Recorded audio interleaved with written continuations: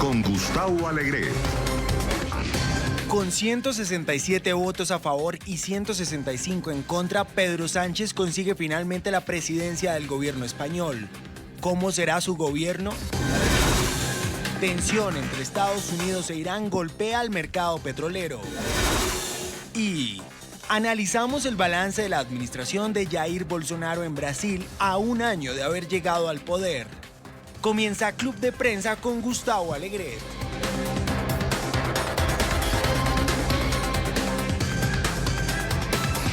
Bienvenidos a Club de Prensa, el espacio de análisis de la actualidad con los mejores corresponsales. Hoy, desde Washington, con nuestros periodistas que ya nos acompañan. Antes, les recuerdo que si ustedes quieren participar en este espacio de puntos de vista, de análisis de esta actualidad, pueden hacerlo a través de nuestras cuentas de Twitter, @ClubPrensaNTN24.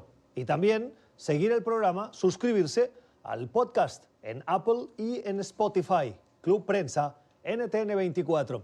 Hoy en el programa escucharemos el punto de vista, las opiniones de Pablo Pardo. Es periodista español del diario de Madrid, El Mundo. Pablo, ¿cómo estás? Muy buenos días. Muy buenos días. Gracias por estar con nosotros. Y con Vanessa Jaglitz. Vanessa es periodista, también española, y trabaja para la cadena de televisión Antena 3 en Washington, además de ser periodista que colabora con La Razón, el periódico también de Madrid. Vanessa, ¿cómo estás? Muy buenos días. Muy buenos días, Gustavo. Feliz año. Gracias, igualmente. Gracias por acompañarnos a los dos. Nos fijamos precisamente en Madrid cuando son las 3:32 de la tarde. Se ha producido la votación definitiva en Madrid, en España. Ha habido 4 elecciones y a la cuarta va la vencida. Parece Pedro Sánchez es ya presidente del Gobierno de España. Ha conseguido los votos necesarios en segunda vuelta, una mayoría simple que le ha garantizado un conjunto de partidos que ofrecen una coalición, ciertamente, Pablo, no muy estable por lo que vemos. Hay muchos compromisos sobre la mesa, los datos son 167 sís y 165 nos, es decir, la diferencia es de tan solo 2 votos, Vanessa, y 18 abstenciones. Vanessa, ¿qué tenemos que esperar de esta legislatura? Bueno, amanecíamos ya con esa noticia de habemos presidente, que ha costado, pero al fin se ha conseguido que se salga de esta situación de bloqueo. Y la verdad es que creo que tenemos mucho por comentar sobre este tema. Respondiendo a tu pregunta, ¿qué podemos esperar? Pues claramente va a ser muy difícil tomar decisiones, porque ya hemos visto que ya ponerse de acuerdo, a pesar de tener los votos adecuados, ha sido muy, muy complicado. También hemos visto un cambio de paradigma absoluto en España. O sea, ahora la derecha... en primer lugar, este gobierno progresista ya le ha costado entre sí ponerse de acuerdo. Pero después también ha sido muy complicado en la parte derecha, porque el centro ha desaparecido prácticamente en España y la derecha tampoco ha sido capaz de ponerse de acuerdo para arrebatar el poder. Podemos esperar, yo creo, una situación de bloqueo tal vez continuo en el Parlamento, porque no se van a poder poner de acuerdo ni conseguir grandes mayorías. Pero sí que yo creo que una de las cosas destacables, al menos en estas elecciones, que como bien comentabas han sido ya 4 en los últimos 4 años, cuando deberían haber sido tan solo unas, es que la población está muy cansada de que los propios políticos no se puedan poner de acuerdo y alcancen negociaciones que son básicas para poder sacar adelante pues políticas también necesarias para la vida diaria, ¿no? Y ha sido pues un poco eso lo que hemos podido ver incluso el propio Día de Reyes. La gente ya estaba más pendiente de las celebraciones navideñas. ¿Es ese hartazgo el que ha acabado facilitando la investidura de Pedro Sánchez? Probablemente sí. Yo creo que al final se han dado cuenta, se ha dejado ver muchas cosas que dan bastante pena, por así decirlo, desde el punto de vista de los ciudadanos, ¿eh? O sea, hemos visto unos políticos prácticamente de tercera división que han estado mucho más pendientes de criticarse entre ellos y de alzar el tono antes de ponerse a negociar y de sacar adelante lo que la gente quería, que era ya que tuviéramos un gobierno y que tengan la capacidad, aunque no compartan opinión, sí de ponerse de acuerdo. Bueno, la bronca de la sesión de investidura ha sido monumental, tal vez una de las más elevadas en tensión dialéctica entre los portavoces o los presidentes de los grupos parlamentarios. Lo nunca visto antes. Sí, ha sido un show bastante espectacular y yo creo que además, como comentaba Vanessa, nos tenemos que ir acostumbrando a esto. Es decir, yo creo que este tipo de enfrentamientos van a pasar más veces. La divergencia ideológica es muy grande en el Parlamento. La derecha dice que este es un gobierno Frankenstein, en el sentido que Frankenstein está hecho como de piezas de personas distintas, ¿no? Y que no va a ser un gobierno funcional. Pero también es verdad que con la relación de poderes que hay en España, ahora mismo esto es lo que nos espera, no solamente en esta legislatura, sino que yo creo que en más legislaturas. Es muy difícil que la suma de un partido, por supuesto, de un solo partido prácticamente ha desaparecido la posibilidad de que haya mayorías absolutas. Incluso de dos es muy complicado. Al mismo tiempo hay que tener en cuenta que, digamos, la izquierda está dividida, la derecha también. Vox, un partido de ultraderecha, cada vez está teniendo más poder y está amenazando directamente al Partido Popular, que ha sido el partido tradicional de la derecha española. Digamos que hay una fragmentación muy grande. España se está moviendo hacia el modelo italiano.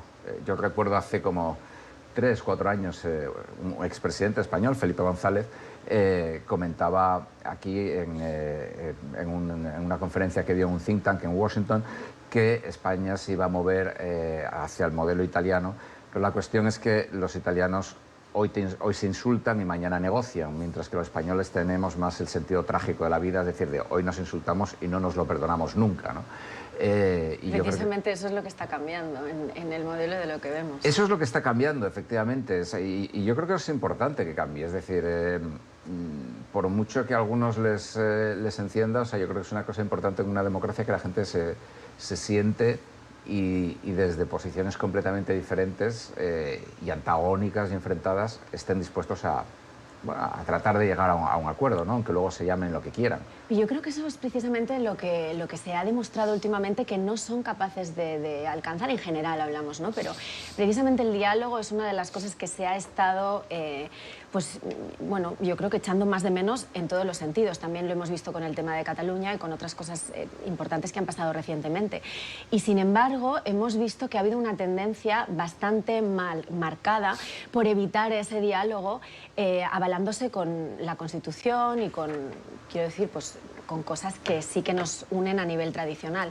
Y con esto también quiero decir que, como tú estabas comentando, la italiana, algo que ha cambiado y es innegable en los últimos años en España es que veníamos de una tradición de 2 partidos, que era izquierda y derecha, Partido Socialista y Partido Popular, y eso ya no existe. O sea, ahora tenemos muchos otros partidos que han sumado fuerza. Tal vez el gran error aquí, una de las cosas que los expertos comentan, ha sido que el centro o bueno, digamos, las opciones de centro como Ciudadanos que se ofrecían. Precisamente Ciudadanos arrasó en las urnas cuando apareció, porque era la única opción de centro que se había planteado.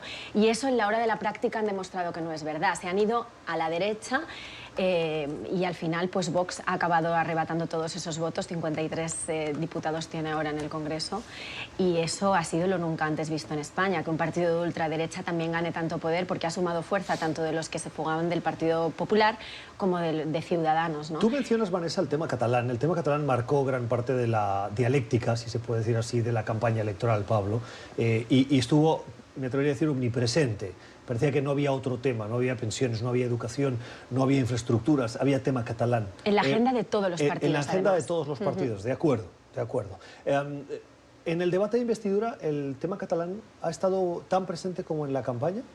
Yo creo que el tema catalán ha estado bastante presente en el debate de investidura, porque el hecho de que ERC, que es un partido independentista catalán, preste indirectamente su apoyo al gobierno, ha sido uno de los grandes argumentos de la oposición para criticar a este gobierno. Es decir, el hecho de que Bildu, que es un partido que además estuvo vinculado a ETA, un grupo terrorista, hasta hace una década, y ERC, que propone, digamos, separarse de España, aunque ahora, evidentemente, al apoyar al gobierno está suavizando, está transformando esa posición, sí que ha sido uno de los grandes argumentos de la derecha, si no el más grande.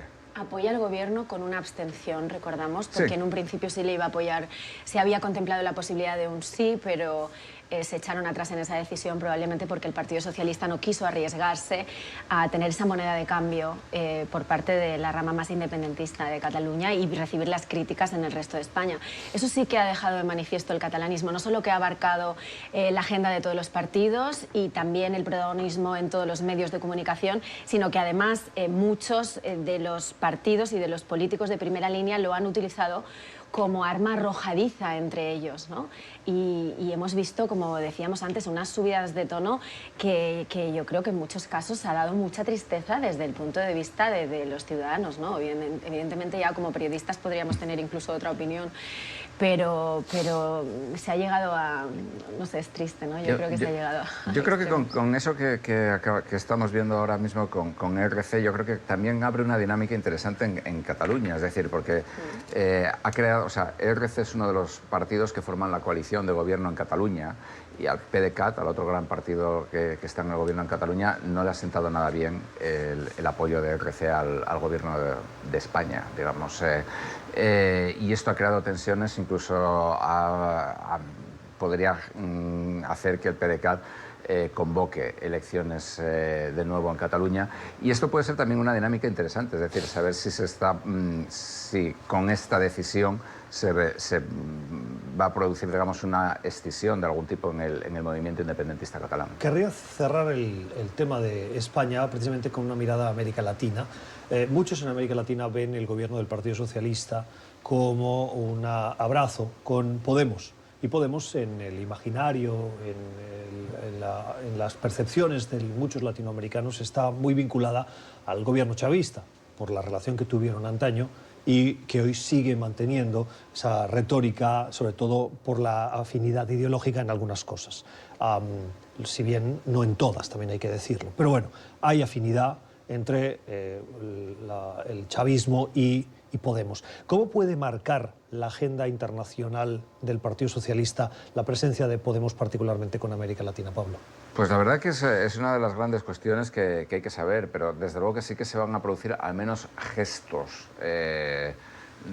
políticos de simpatía hacia ciertos países de América Latina. Pedro Sánchez, bueno, los reyes ya han estado en Cuba, por ejemplo, es un cambio político y simbólico muy importante. Es un acercamiento. Bueno, solo el tiempo lo dirá, ¿no? De todos modos, yo creo que precisamente esa coalición con el Partido Socialista hará que Pedro Sánchez, a quien le importa muchísimo la imagen y el peso internacional, van a ir con mucho cuidado con esos gestos que tengan de cara a América Latina y a estos gobiernos, que para ellos son mucho más radicales, por supuesto.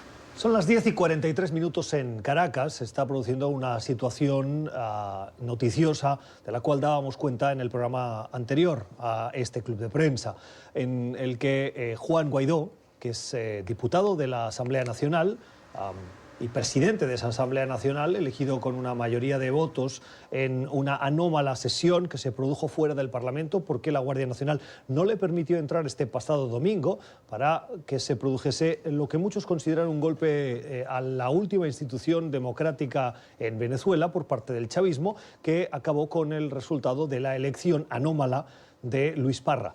Ahora, en este momento, Juan Guaidó está intentando volver a entrar en la Asamblea Nacional y le ha sido impedida la entrada.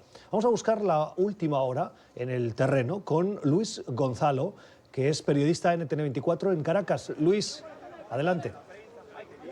Amigos de NTN24, ya estamos dentro del Parlamento Nacional.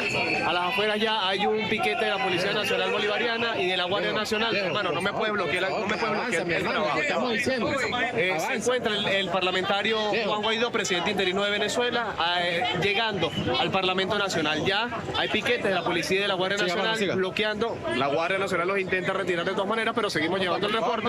Pero ya dejamos pasar, avance, mi compadre, avance peor, están diciendo, hermano. Yo puedo hacer reporte. Avance para allá, por favor.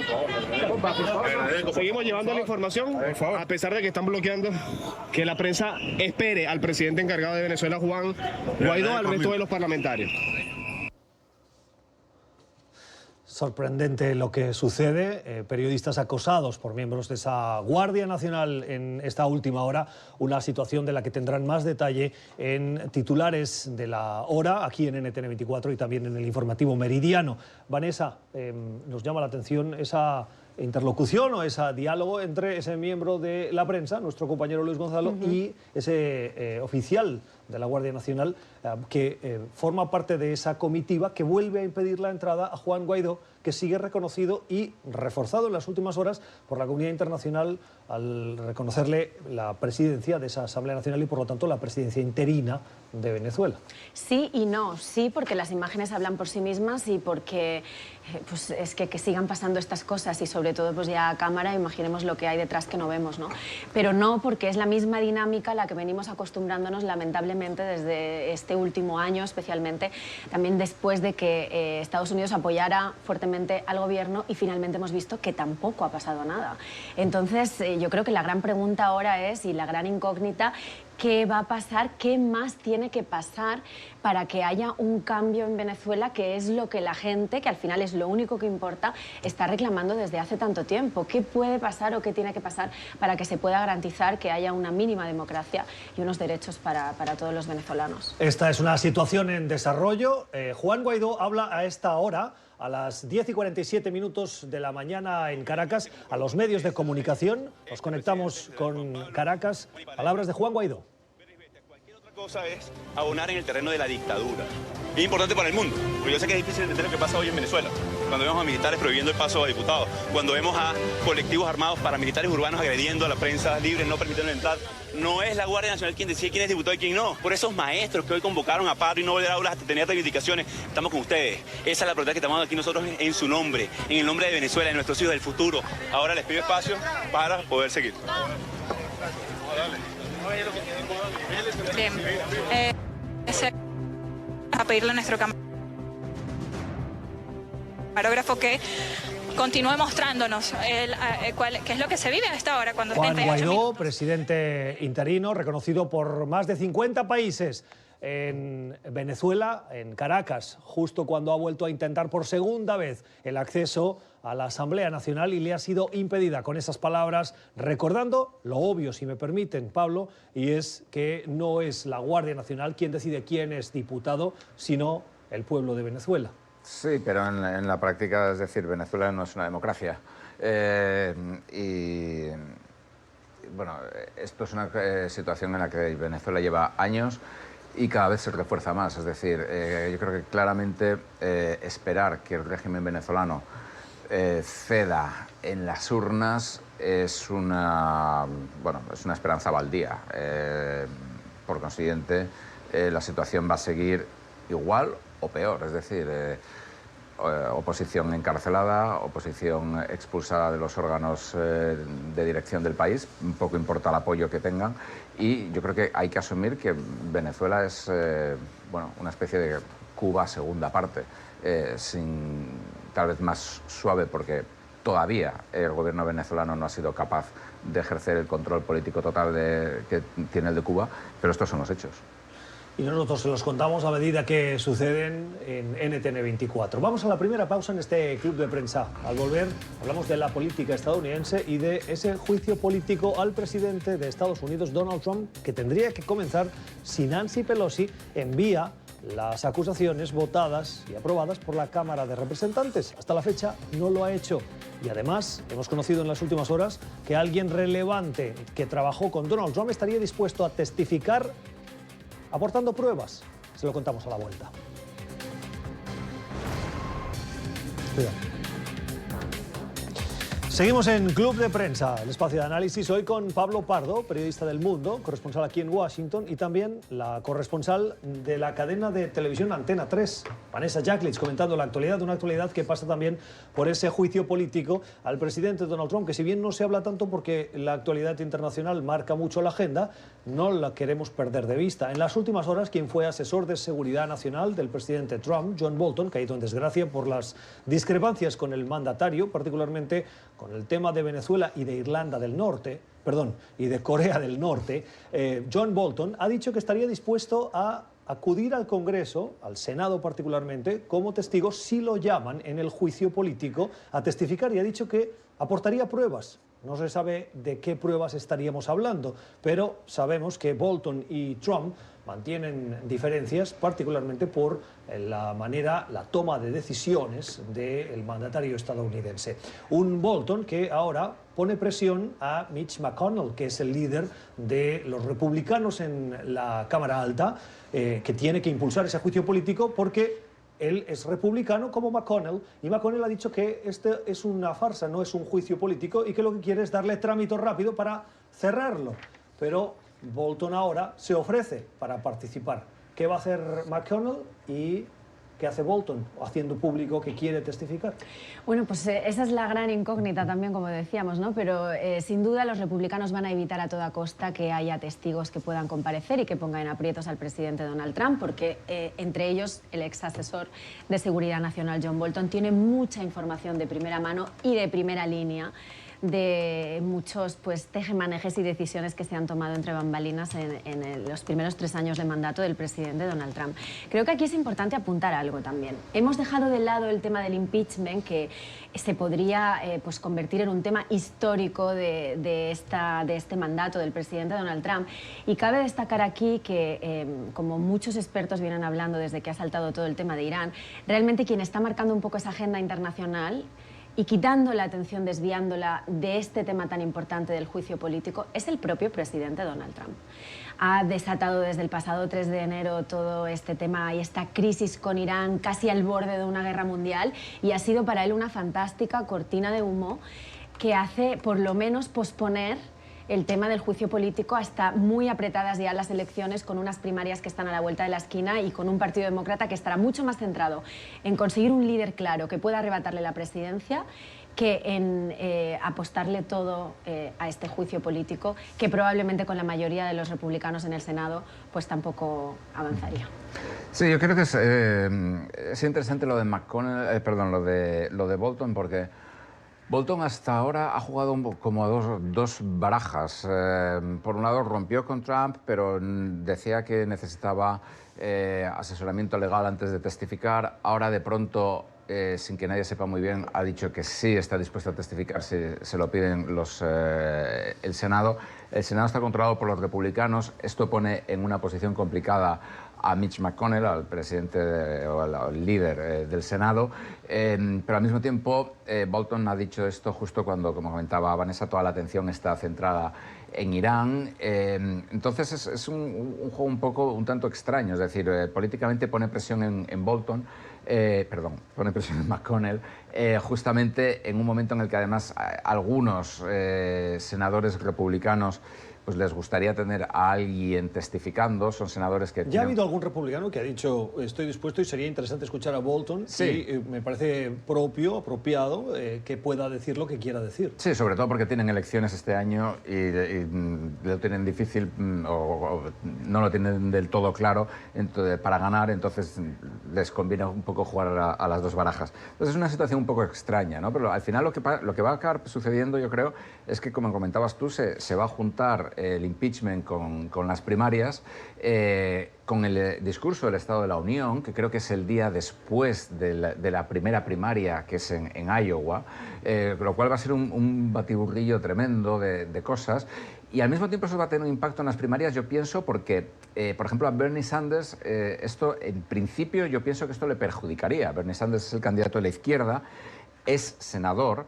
Si hay un juicio, bueno, cuando sea el juicio político, él tiene que estar en el Senado. Él no puede estar haciendo campaña. Él y Elizabeth Warren. Y Elizabeth Warren, pero vamos, Otra Bernie de las Sanders... candidatas fuertes, Sí, ¿no? pero Bernie Sanders ahora mismo es mucho más fuerte que Warren, pero también Elizabeth Warren, por supuesto Cory Booker, aunque él está en el 2% de intención de voto, no va a ningún sitio, Klobuchar, etcétera. Favorece a gente como Joe Biden. Biden ahora mismo no tiene ningún cargo, puede seguir haciendo campaña. Yo creo que esto puede jugar también un papel, tal vez, en las primarias. Interesante, habrá que seguirlo de cerca. Pablo, crisis en Oriente Medio. Estados Unidos y Irán mantienen un pulso tras el bombardeo en las inmediaciones del aeropuerto internacional de Bagdad, en el que murió el general Soleimani. Un asesinato o una muerte, porque ha generado esa reacción por parte de Irán y de los iraníes, que por un lado hemos visto unidad por el otro las amenazas de una represalia y la respuesta de Estados Unidos amenazando a que si hay represalia, la contrarrepresalia será aún más fuerte. Particularmente ha habido dos decisiones relevantes. Una, Irak ya ha votado en su Parlamento que Estados Unidos tiene que salir de su territorio nacional, y dos, el impacto en el precio del crudo, que veíamos ayer, no sé en las últimas horas cómo ha evolucionado, pero ayer había crecido o aumentado un 4%, el alza más repentina en un solo día de los últimos como mínimo 3 meses. Sí, bueno, precisamente la anterior subida fue cuando se produjo un bombardeo en la mayor instalación petrolera del mundo, en Arabia Saudí, un bombardeo del cual los saudíes y los estadounidenses han culpado a Irán. Los iraníes y otros han dicho que fueron los rebeldes hutis de Yemen, que están apoyados por Irán. Digamos que el precio del petróleo depende fundamentalmente de cuestiones políticas a día de hoy. Estamos en noticia en desarrollo. Tengo que saltar de Irán a Caracas cuando son las 11 de la mañana. Juan Guaidó está ya dentro de la Asamblea Nacional y pronuncia las primeras palabras después de los acontecimientos de las últimas 48 horas. Escuchemos a Juan Guaidó. Aún quedan diputados que están siendo agredidos a la entrada del hemiciclo. Juan Requesén sigue secuestrado. Gilbert Caro sigue desaparecido. Hoy Tomás Guanipa, Carlos Paparoni, Richard Blanco, Juan Pablo García, Simón Calzadilla está aquí, ha sido violentada su inmunidad, violada, y aquí estamos dando la cara. No ha sido una gesta fácil en años, no este año, no estos días de enero, durante años. Nos corresponde instalar el periodo ordinario de sesiones una vez siendo instalada el domingo esta legítima junta directiva con voto nominal, como dice nuestro reglamento de interior y debate. Gracias a William Barrientos, el diputado, que le rompieron la lista, que visibilizó el ridículo que hizo la dictadura, que ni quórum tenía. A los tontos útiles que hicieron de cómplices de una dictadura, de cómplices de los secuestradores de Gilbert Caro, de cómplices de los asesinos de Tony, el niño de 2 años que murió en el JM de Los Ríos hace días. Son los cómplices de una dictadura. Aquí estamos firmes. Vieron como un cobarde salía corriendo sin dar la cara. Aquí estamos con nuestra gente, con el pueblo de Venezuela, por ustedes. Señores del mundo, yo sé que es difícil entender lo que pasa hoy en Venezuela. Cuando violentan diputados, cuando los agreden, cuando los golpean, cuando las fuerzas represivas de la dictadura, no permiten el ingreso. Las palabras de Juan Guaidó en el Parlamento, en el momento en el que ha conseguido entrar a la sede parlamentaria y denunciando precisamente los abusos por parte de la Guardia Bolivariana, que está agrediendo a diputados, que está impidiendo la entrada a representantes electos, y esto se produce pocos minutos después de que Luis Parra, que es considerado por el chavismo como el nuevo presidente de ese cuerpo legislativo, sesionara. Por lo tanto, Guaidó ahora enfrenta el reto de instalar oficialmente la Asamblea Nacional surgida de la votación que se produjo de manera anómala fuera del Parlamento, pero con la mayoría suficiente, a diferencia de Parra, de los votos de los diputados, y por lo tanto se dispone a iniciar ese periodo de sesiones de manera formal. La disputa de quien es considerado el presidente encargado de Venezuela y presidente de la Asamblea Nacional frente a el que intenta usurpar esa posición con un proceso como mínimo gris y legítimo, la Asamblea Nacional, Luis Parra. La situación en Venezuela, no sé si queréis hacer algún comentario sobre los hechos que se están produciendo precisamente en estos minutos, Vanessa. Bueno, como comentábamos, lo veíamos en las imágenes, ¿no? Es nefasto, es muy triste que sea tan evidente, o sea, es que lo está viendo todo el mundo, ¿no? Y bueno, cabe esperar, si todavía se mantiene la esperanza, que por supuesto la de millones de venezolanos, tanto dentro como fuera del país, es que realmente pase algo que finalmente pueda cambiar un poco pues, la dinámica y sobre todo la dirección de lo que está pasando en el país. Yo creo que desgraciadamente, y espero estar equivocado, es la consolidación de un régimen que ya no es autoritario, que es totalitario. Justo hace un año, prácticamente un año menos una semana o dos o tres que Guaidó fue proclamado presidente, y la cosa no ha hecho más que empeorar. Situación, hechos de última hora que les contamos aquí en NTN 24. Esto es Club de Prensa. Vamos a una nueva pausa y regresamos con otras cuestiones de esta actualidad de hoy. 17 minutos de la mañana en Washington. Mañana de actualidad informativa en desarrollo. Veíamos lo que sucedía en Caracas, ahora en el Departamento de Estado. Mike Pompeo, el secretario de Estado, toma la palabra. Ha anunciado esta mañana una comparecencia frente a los medios de comunicación para hablar, entre otras cosas, fundamentalmente de la crisis con Irán. Escuchemos al secretario de Estado de Estados Unidos. Asimismo, yo quiero felicitar a Juan Guaidó por su reelección como presidente de la Asamblea Nacional de Venezuela. Es una reelección legítima con un quórum de 100 diputados. Mientras que el régimen de Nicolás Maduro y su campaña continúa haciendo un daño y afectando a la democracia en la nación. Intentaron impedir el ingreso de los diputados venezolanos, así que continuamos y expresamos una vez más. Estados Unidos expresa su apoyo al pueblo venezolano, a Juan Guaidó, y continuamos trabajando con todas las naciones libres bajo el mismo precepto, apoyando al pueblo venezolano. Lo apoyamos porque creemos que podemos construir un hemisferio de paz. Asimismo, yo quiero destacar el trabajo que se ha hecho en la OEA, moviendo a toda la región en esa dirección con multilateralismo. Yo quiero agradecer al presidente de los Estados Unidos, que también ha llevado y ha expresado su apoyo a Luis Almagro, secretario general de la OEA, porque ha ejercido un papel fundamental en el crecimiento y el desarrollo de los países de la región. Y bajo la ética de las Naciones Libres, nosotros vamos a continuar compartiendo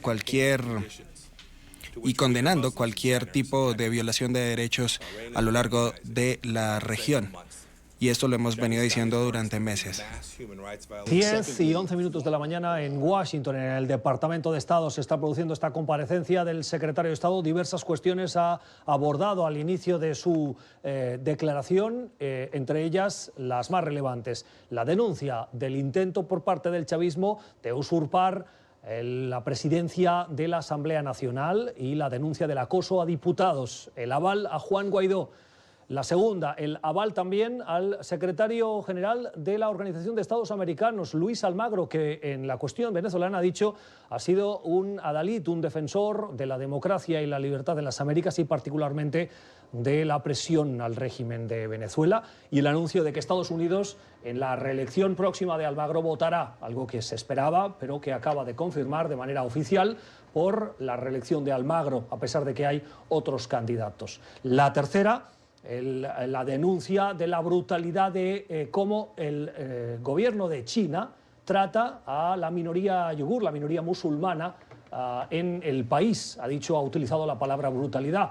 Y finalmente el anuncio del envío de un alto funcionario del Departamento de Estado a Bruselas para abordar cuestiones de la cooperación y la coordinación con los aliados europeos en cuestiones como no solo Irán, sino Siria y Corea del Norte. Y finalmente unas palabras de agradecimiento a altos funcionarios del Departamento de Estado en Estados Unidos y en el exterior, que dice contribuyen a avanzar la agenda diplomática de la Unión Americana en el mundo. Pablo. Bueno, ha sido un poco como una lista de la compra por parte de Pompeo. Yo no he visto nada sorprendente. En el caso de Venezuela, ayer hubo una rueda de prensa del enviado especial para Venezuela, Elliot Abrams, y una cosa que dijo que yo creo que aquí ha tenido poca repercusión. Admitió que Estados Unidos había infravalorado el apoyo cubano, y no sé si dijo también ruso, al gobierno de Venezuela. Yo creo que esto demuestra también que algo que a menudo no mencionamos, es decir, que ni Estados Unidos ni muchos de los países de la región, no todos, pero sí muchos, no tienen una política clara con respecto a Venezuela. Ahora estos días, por ejemplo, con este caso de este escándalo televisado en directo que se está produciendo en la Asamblea Nacional, sí que hay algunos países más simpatizantes con Venezuela que al menos han expresado su preocupación. Es decir, esto te demuestra hasta qué punto el régimen de Maduro cuenta con más apoyo internacional del que parece y hasta qué punto, digamos, la oposición internacional a Maduro no está, o la posición, digamos, democrática al régimen de Venezuela no está coordinada, es muy pasiva y, bueno, pues en el caso de Estados Unidos al menos lo ha reconocido. Es una situación compleja porque más allá de reconocerlo y de apoyarles con palabras, ¿qué más se puede hacer? Si después del apoyo de Estados Unidos y el papel que veíamos de John Bolton en esa comparecencia de prensa en la que estaba dispuesto a enviar incluso apoyo militar, después de aquello, mucho ruido y pocas nueces, no sucedió nada, ¿quién más si no Estados Unidos se atreve a tomar armas en el asunto? Y nunca mejor dicho, ¿no? Habrá que esperar. Yo creo que es importante ver que la línea a seguir por Estados Unidos, al margen de que John Bolton, que era el que tenía más mano dura, ya está fuera del poder, ya está fuera de sus responsabilidades con Estados Unidos, al margen de eso se sigue apoyando con fuerza. Es importante también lo que ha mencionado Pompeo de la figura de Almagro, a quien le están dando pues también todo el peso, más diplomático que de otra forma, pero bueno, tiene también él un poco esa responsabilidad. ¿Le está haciendo un favor a Estados Unidos apoyando a Almagro de una manera tan explícita, tan pública? A veces el apoyo es más... Sí, a veces es más simbólico que otra cosa. Habría que preguntárselo a él, pero yo creo que sí, que al menos a nivel de imagen y de apoyo a la OEA, donde muchas veces se ha puesto en entredicho que realmente tenga una función real en la práctica, yo creo que para Almagro sí que es importante. Lo digo en el sentido de que a Almagro se le ha acusado algunas veces de ser el adalid, el portavoz de la voluntad, algunos dicen títere, de la voluntad de Estados Unidos en la Organización de Estados Americanos. Y el hecho de que ahora Estados Unidos haga público ese apoyo tan explícito puede dar la razón, aunque sea en apariencias, pero la apariencia importa en estos días, a aquellos que son críticos con Almagro por este particular. Bueno, pero Estados Unidos es uno de los países de más peso y que para él probablemente es mucho más importante tener el apoyo de Estados Unidos que de cualquier otro país, bueno, de algunos de los países que conforman la OEA. Sí, yo creo que estoy completamente de acuerdo contigo. Es decir, hombre, en la OEA también, la OEA es una organización muy peculiar, donde, como un poco insinuabas tú, en ocasiones basta con que Estados Unidos diga, no sé, que hoy es 7 de enero, para que algunos países digan que no, que es 6, o que en China o en Japón ya ha empezado el día 8. Entonces, por este lado es más complicado, pero vamos, yo creo que Almagro tiene una posición bastante sólida en la OEA. Y del otro tema que mencionabas tú también, Gustavo, yo creo que el que haya una reunión con Bruselas a final de esta semana, por un lado, pues no sorprende porque estaba en la agenda previsto, como bien ha dicho Pompeo, es algo que sucede cada 6 meses, pero por otro recordamos que sí que estamos en un punto de inflexión con Irán y son muchos los países que tienen intereses.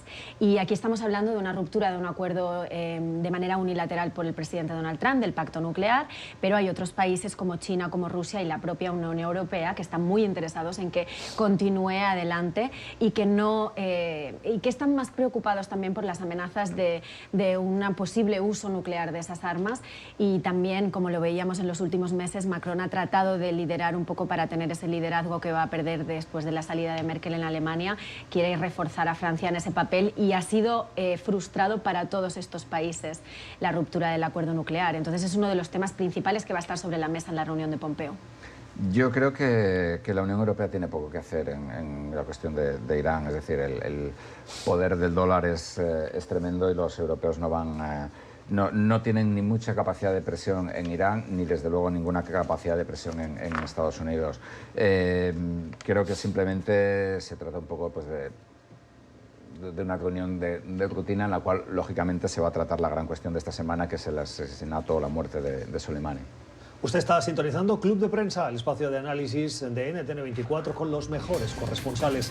Vamos a una pausa. Antes le recuerdo que si usted desea puede suscribirse a nuestro podcast en Apple y en Spotify. Suscribirse y volver a escuchar el contenido o escucharlo cuando mejor le convenga. Ya regresamos.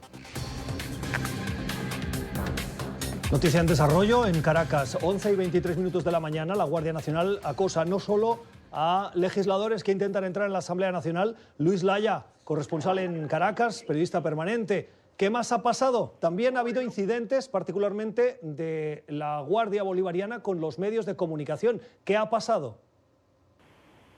Hola, Gustavo. Pues ha sido una mañana bastante difícil, la verdad, acá en la ciudad de Caracas. Hemos tenido que correr al menos 7, 8 o 9 cuadras los periodistas escapando de grupos que nos perseguían. Efectivamente, como tú bien lo decías, han agredido físicamente, nos han intentado agredir físicamente a varios equipos de prensa. Hemos logrado escapar por poco, la verdad, con gente que nos ha ayudado en la calle, pues corriendo, como te digo, hemos corrido como 8 cuadras del centro de la ciudad de Caracas, han agarrado sí, a equipos de prensa. Yo pude presenciar uno de esos de esas golpizas con robo que le hicieron a uno de los periodistas del canal nacional venezolano Venevisión. Lo sometieron entre varias personas, veníamos corriendo, escapando de ellos, lo alcanzaron, lo golpearon, lo tumbaron al piso. Cuando nosotros intentamos defenderlo, pues nos agredieron a nosotros también. No fue una agresión mayor hacia nosotros, pero al colega sí lo agredieron, lo golpearon, lo tumbaron, le quitaron algunas de sus pertenencias. Bueno, hemos tenido que escapar. Pudieron entrar al Palacio Federal Legislativo Juan Guaidó y los diputados de la bancada demócrata venezolana. Se retiraron los diputados del Partido Socialista Unido de Venezuela y de la directiva que fue conformada de forma ilegal por Luis Parra, el diputado de apellido Noriega y el diputado de apellido Duarte, Franklin Duarte. Ellos se retiraron del Palacio Federal Legislativo. Nosotros vimos cuando lo hicieron. Luego de que ellos se retiraron fue que inició toda esta agresión con persecución incluida por varias cuadras del centro de la ciudad capital. Hay que decirlo, los cuerpos de seguridad del Estado no hicieron absolutamente nada. Se quedaron parados, impidieron el paso de los equipos de prensa hacia el Palacio Federal Legislativo. Por momentos impidieron el paso de Juan Guaidó y de los diputados de la bancada demócrata venezolana. Hubo empujones, hubo agresiones físicas y verbales en contra de los diputados. Luego de que ellos los dejan ingresar, comienza la agresión en contra de los medios de comunicación y de todas las personas que quedaron afuera porque no son diputados. Solamente se permitió el acceso a los diputados. A todos los demás intentaron agredirnos. En este momento caminamos porque pues hemos visto un movimiento extraño cerca de donde estábamos. Nos estamos moviendo por medidas de seguridad. Hemos intentado reagruparnos, equipos de prensa, en las zonas aledañas al Palacio Federal Legislativo. Nos ha costado bastante. A esta hora hay periodistas resguardados en distintos lugares. He podido ya conversar, justo antes de hacer esta llamada, he podido conversar con al menos 4 periodistas, están todos en lugares distintos, o escondidos o escapando, tal como dificultad un poco reagruparnos. No sé si tienes alguna pregunta.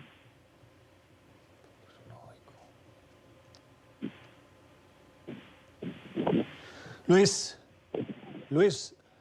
buen trabajo. Desde aquí todo nuestro apoyo a ese trabajo sobre el terreno, ese reporte periodístico en una situación ciertamente no deseable para cualquier democracia y, como decíamos, en palabras no solo que hemos repetido aquí, que nuestros analistas insisten en que Venezuela hoy no es una democracia. El trabajo periodístico de nuestros periodistas, tuyo, Luis, y de todo el equipo de NTN24, encomiable. Gracias por ofrecer esa ventana al mundo a esa situación difícil, en muchos casos poniendo en riesgo la propia integridad del periodista. Tenemos que terminar aquí. La situación en Venezuela, como también la situación en Irán, la van a poder seguir en NTN24 en los titulares de la hora y en nuestros informativos, en el informativo meridiano con Ruth del Salto y toda la actualidad. Hoy este club de prensa lo hemos compartido con Pablo Pardo y con Vanessa Jaglitz y nos sentimos honrados de haber contado también con su confianza. Volvemos mañana a la misma hora. Que tengan una feliz jornada.